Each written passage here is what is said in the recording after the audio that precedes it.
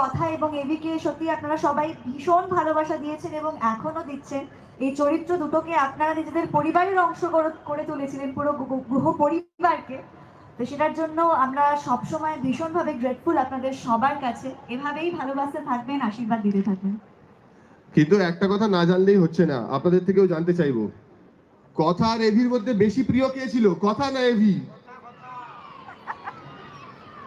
আচ্ছা দেখি আমি কথা বললে কারা কারা হাত তুলছে দেখি। কথা, কে কে? একটা দুটো তিনটে চারটে পাঁচটা ছটা হাত। ছটা হাত। সে কি? আচ্ছা এদিকে চারটে হাত আছে, ঠিক আছে, 6 4 10। আর এদিকে কার কার পছন্দ ছিল? আরে 2 হাত উঠে গেছে, ভেরি গুড। আমি বুঝতে গেলাম।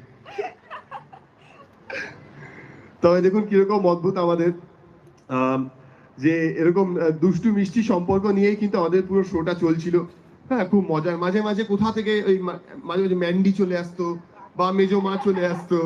হ্যাঁ, তারা মাঝে মাঝে কোথা থেকে চলে আসতো। তাছাড়া কিন্তু হাসি মজা আনন্দ করেই আমরা দিন কাটাচ্ছিলাম, সময় কাটাচ্ছিলাম। এবং প্রত্যেক এপিসোডের শেষে মাঝে মাঝে খালি একবার করে ওই মেজো মা হঠাৎ করে পাঁচিলের পিছন থেকে বেরিয়ে এলো বা কোনো একটা থামের পিছন থেকে বেরিয়ে এলো, একটা কথা বলে আবার লুকিয়ে গেল। তো যাই হোক, কথা এবি দুজনে একসঙ্গে অনেকগুলো পথ অতিক্রান্ত করে এসছে আপনাদের ভালোবাসায়।